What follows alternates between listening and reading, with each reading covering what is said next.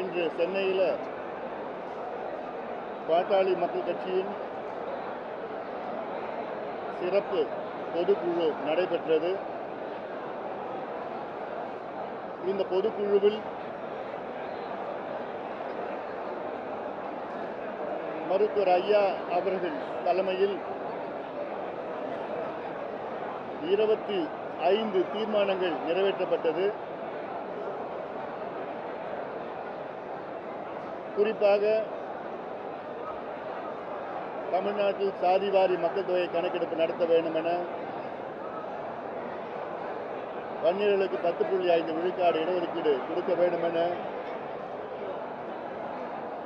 மேகதாது அணை பற்றி, முல்லை பெரியாறு அணை பிரச்சினை பற்றி, வறட்சி நிவாரணம், வெள்ள நிவாரணம், ஆன்லைன் கேம்பிளிங், மது விலக்கு, கஞ்சா ஒழிப்பு, தமிழ்நாட்டில் தொழிற்சாலைகள் தமிழர்களுக்கு வேலைவாய்ப்பு, சென்னை கோயம்பேடு பேருந்து நிலையத்தில் பொது பூங்காவை அமைத்தல், தமிழக மீனவர்களை பற்றி பிரச்சனைகள், விளைநிலங்களை அரசு கையகப்படுத்தக்கூடாது,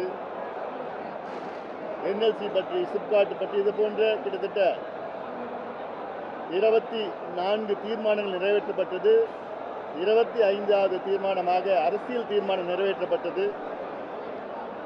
இந்த அரசியல் தீர்மானத்தில் கடந்த காலத்தில் பாட்டாளி மக்கள் கட்சி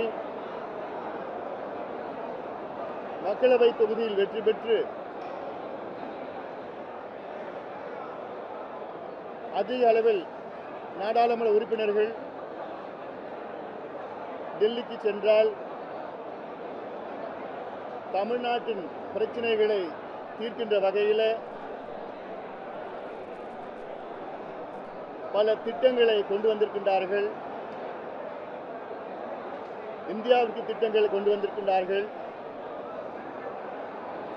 அந்த அடிப்படையில் வருகின்ற மக்களவை தேர்தலில் பாட்டாளி மக்கள் கட்சி மிகப்பெரிய வெற்றியை பெற வேண்டும். அதற்கேற்ப வியூகங்களையும்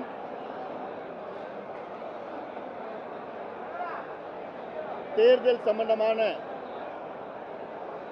முடிவுகளையும் மருத்துவர் ஐயா அவர்கள் எடுப்பார் என்ற அதிகாரத்தை பொதுக்குழு ஒருமனதாக நிறைவேறியிருக்கிறது.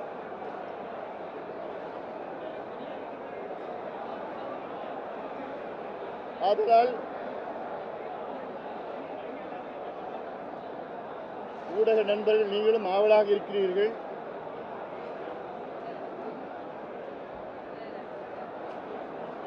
விரைவில் நடைபெற இருக்கின்ற மக்களவை தேர்தல் சம்பந்தமான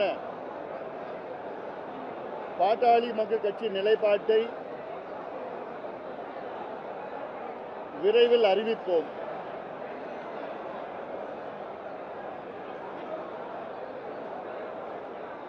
எங்களுக்கு பல இலக்குகள் இருக்கிறது.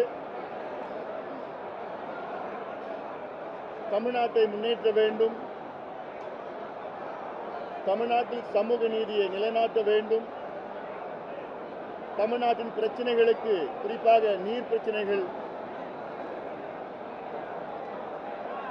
அதே போன்று எல்லை பிரச்சனைகள், நீர் மேலாண்மை திட்டங்கள், அந்த மது விலக்கு, கஞ்சா ஒழிப்பு, இது போன்ற இளைஞர்களை பாதிக்கக்கூடிய கொடிய பிரச்சனைகளை தீர்க்க வேண்டும். தமிழ்நாட்டில் பாட்டாளி மக்கள் கட்சி ஆட்சி நடைபெற வேண்டும் என